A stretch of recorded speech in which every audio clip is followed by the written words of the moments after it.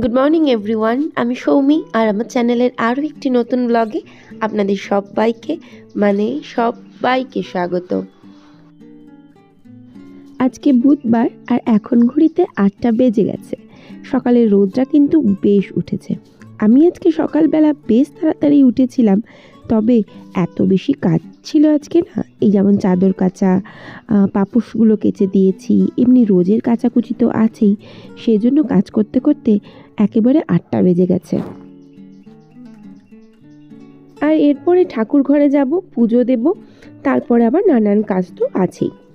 আর এই ছাদটা আমি কখনোই আজ পর্যন্ত আপনাদের সাথে শেয়ার করিনি। এটা আমার রান্নাঘরের ওপরের ছাদ। যাই হোক, ঠাকুর ঘরে গিয়েছিলাম, সমস্ত কাজকর্ম কমপ্লিট করেছি, বাকি জামা কাপড়গুলো ব্যালকনিতে মেলেছি, তো সেগুলো করে সোজা নিচে চলে এসেছিলাম। আর নিচেও সমস্ত ঘরে ডাইনিংয়ে ধূপ দিয়ে দিয়েছিলাম। আর এবার একটুখানি চা করে খাবো।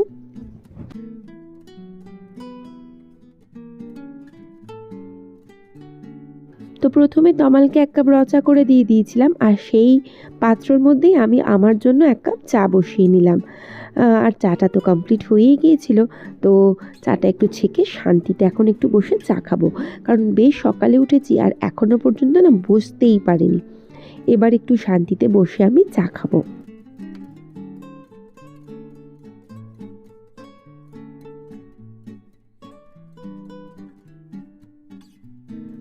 আর চা খাওয়া কমপ্লিট হলে তারপরে তো রান্না বান্না অনেক কাজ আছে।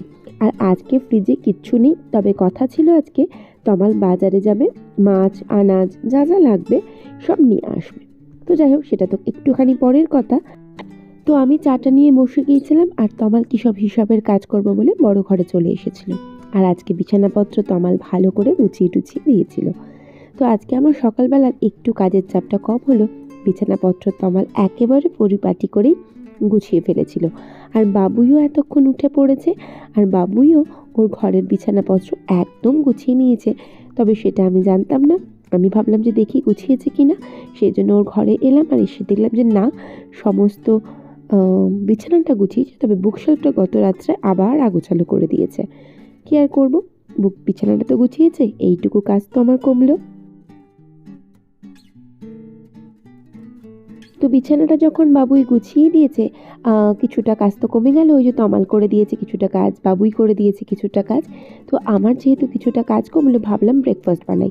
তারপরে ভাবলাম যে না, ব্রেকফাস্ট বানানোর মতন ঘরে কিছু নেই, আর রুটি আমার করতে ইচ্ছা করছে না, চিড়ে বাড়ন্ত হয়ে গেছে, সুজিটাও দেখলাম নেই।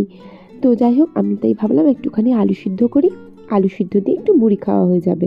আর বাবুইও বেশ পছন্দ করে।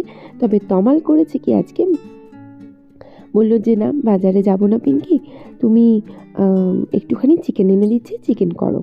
তা আমি ভাবলাম ঠিক আছে, কোনো সমস্যা নেই। তো এদিকে না আলুটা সেদ্ধ হয়ে গিয়েছিল, দেখতেই পেলেন। আর মেখে নিচ্ছিলাম আলুটা লঙ্কা ভাজা দিয়ে আর একটু পেঁয়াজ কুচি দিয়ে।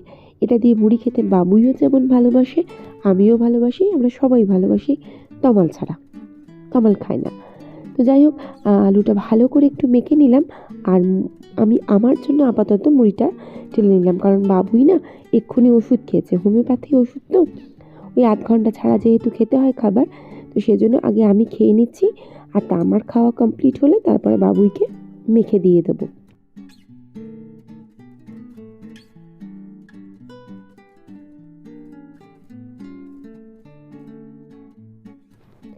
তো আমার খাওয়া কমপ্লিট হয়ে গিয়েছিল, দেখলাম লবণটা না বেশ কম হয়েছিল। তো যথারীতি বাবুইয়েরও কম লাগবে, ওর আবার যদিও বা লবণটা একটু কম কম লাগে, মানে বেশি খুব একটা লাগে না ওর লবণ, তো তবুও আমার মনে হলো বড্ডই কম হয়েছে, তো দিই একটু। তো লবণটা দিলাম, দিয়ে ওকে মুড়ি টুড়ি মেখে আমি দিয়ে এলাম, ও ঘরের মধ্যে পড়ছিল। আর এরপর তো রান্না করতে হবে, কিন্তু ফ্রিজে আমার তেমন কিছুই ছিল না। তো আমি ভাবলাম ফ্রিজে একটু ফালতু সবজি আছে, মানে তমালকে আমি আনতে না করেছিও তাও এনেছে, যেটা হচ্ছে বিনস, গাজর আর ক্যাপসিকাম, অনেক দিন ধরে পড়ে আছে। তো আমি ভাবলাম ঘরে যা চাল আছে সেই চাল দিয়ে আমি একটু আজকে ফ্রাইড রাইস করে দেবো। আর তমাল তো চিকেন এনেইছে, তো চিকেনটা ম্যারিনেট করার জন্য প্রথমে আমি একটু পেঁয়াজ ভেজে নিচ্ছিলাম। আর একটা মশলা রেডি করে রেখেছিলাম, যে মশলাটা ওই চিকেনেতেই লাগবে। তো চিকেনটা হচ্ছে হায়দ্রাবাদি চিকেন। তো রেসিপিটা আমি পুরোটাই শেয়ার করছি আজকে। চিকেনটা প্রথমে নিলাম, ধুয়ে টুয়ে পরিষ্কার করে, তার মধ্যে 1 চামচ মতন আমি দিলাম কাশ্মীরি লঙ্কার গুঁড়ো, আর দেবো 1 চামচ মতন হলুদ গুঁড়ো। তো এই দুটো দেওয়ার পরে আমি 2 চামচ এর মধ্যে দেবো ধনে গুঁড়ো। তো ধনে গুঁড়ো দেওয়া হয়ে গেলে আমি এর মধ্যে দিয়ে দেবো একটু টক দই, আদা রসুন বাটা, আর দেবো ওই যে মশলাটা পেঁয়াজটা ভেজে রেখেছিলাম, ওই ভাজা পেঁয়াজ বা বেরেস্তা যাই বলেন না কেন, তবে পারফেক্টলি বেরেস্তা কিন্তু আমি বানাতে পারিনি। তো এই সব কিছু দিয়ে ভালো করে ম্যারিনেট করে বেশ ঘন্টাখানেক মতন ফ্রিজের মধ্যে রেখে দেবো। আর এইদিকে ফ্রাইড রাইস করবো বলে ভাতটা বসিয়ে দিয়েছিলাম, আর ভাতের মধ্যে লবণ তো দিয়েছি, আর দিয়েছিলাম একটুখানি লেবু, কারণ ঘরে ভিনিগার ছিল না। তো এরপরে আর একটা কড়াইয়ের ভাতটা হয়ে গেছে, উপর দিয়ে নিয়েছিলাম আর একটা কড়াইয়ের মধ্যে গোটা গরম মশলা দিয়েছিলাম, একটু তেজপাতা দিয়ে একটা একটা করে সব আনাজগুলো ভাজতে শুরু করে দিলাম। ফ্রাইড রাইস সবাই যেমন করে ঠিক তেমন করি, এমন কিছু খাস নয়।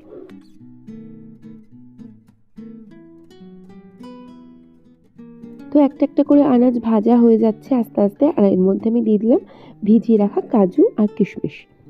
তো কাজু কিশমিশ দিয়েও বেশ একটু নাড়াচাড়া করে একটু চাপা দিয়ে দিলাম, আর এরপরে ঢাকা খুলে আমি এর মধ্যে দিয়ে দিলাম কিছুটা ভাত। আর ভাতটা দিয়ে এরপরে সামান্য কিছু মশলা, যার মধ্যে দেবো আমি একটুখানি গরম মশলা গুঁড়ো, গোলমরিচ গুঁড়ো, আর দেবো আমি এর মধ্যে চিনি, বেশ 3-4 চামচ মতন চিনি দিয়ে দেবো, আর একটুখানি দেবো আমি 2 কি 3টে চেরা কাঁচা লঙ্কা। ব্যাস, আর কিছুই না।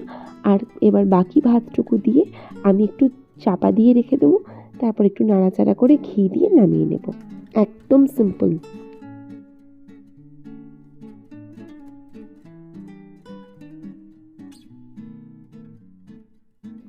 তো ঘি দিয়ে দিয়েছিলাম, আর ফ্রাইড রাইসটাও কমপ্লিট হয়ে গিয়েছিলো। আর এদিকে বসিয়ে দিলাম আমি মাংসটা। কড়াইয়ের মধ্যে গোটা গরম মশলা দিয়ে পেঁয়াজটা দিয়ে দেবো।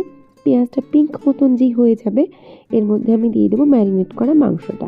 তবে এই ম্যারিনেশনে একটা জিনিসের অভাব ছিল, যেটা হচ্ছে ধনে পাতা, আর যদি থাকতো পুদিনা পাতা। যাই হোক, এই দুটো বাদ দিয়েই আজকে রান্নাটা করেছি, কি আর করবো। তো ভালো করে মাংসটা কষিয়ে নেব, আর যেই জল ছেড়ে দেবে আমি এর মধ্যে সেই যে মশলাটা করে রেখেছিলাম ড্রাই রোস্ট করা, সেই মশলাটা পুরোটা দিয়ে দিলাম। দিয়ে আবারও বেশ খানিকক্ষণ ভালো করে নাড়াচাড়া করব। যেই তেল ছেড়ে আসবে আমি এর মধ্যে 1 কাপ মতন জল দিয়ে দেবো। ব্যাস, আর নামানোর সময় যখন হয়ে যাবে তো তখন নামিয়ে নেবো, আর তেমন কিছুই না। তো মাংসটা মোটামুটি হয়েই এসেছিলো।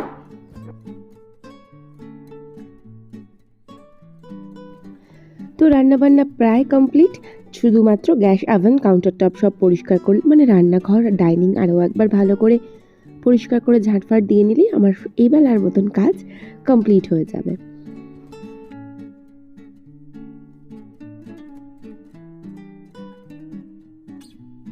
তো রান্নাবান্না যেহেতু কমপ্লিট, বাবুই একবার এসে জিজ্ঞাসা করে গেল, মামা হয়ে গেছে রান্না? আমি বললাম হয়ে গেছে, যা তুই স্নান কর। আর ওর প্রত্যেক দিনে কিছু জামা কাপড় ভেজানো থাকে, সেগুলো ওই কাচাকুচি করে, তো সেগুলো তুই কেচে দে, জলটা ভরে ফেল। তো ব্যাস, তাহলেই সব কমপ্লিট হয়ে যাবে। তো গ্যাস ওভেন খুব ভালো করে পরিষ্কার করলাম, কারণ আজকে তো মাংস হয়েছে, একটু বেশিই নোংরা হয়ে গিয়েছিল।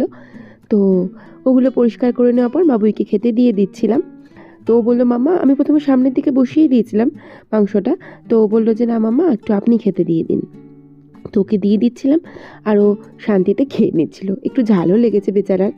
তো ওর পরে না বাবুইকে খেতে দিয়ে আমি বড় ঘরে চলে এলাম, আর ওই কি বলবো, রুম ফ্রেশনারটা না দেখছিলাম যে আছে কি না, দেখলাম খুবই সামান্য আছে, তো সেইটুকু একটু ঘরে ঘরে দিয়ে দিচ্ছিলাম। তো সেগুলো দিয়ে নিই, আর ওই যে বললাম মাংস হয়েছে, আমার ভালো লাগে না ওই এত গন্ধ, তো সেই জন্যই দিলাম। তবে এটাই লাস্ট, হয়তো ফেলেই দিচ্ছি এবার আমি ওটা। তো সমস্ত কিছু ঘরটা ভালো করে পরিষ্কার করে নিজেও একটুখানি ফ্রেশ হয়ে নিলাম, আর এই সকালবেলা একটুখানি সেই যে চুলটা ঠিকঠাক করেছিলাম, তো এখন একটু ভালো করে চুল ফুলটা একটু আঁচড়ে নিই।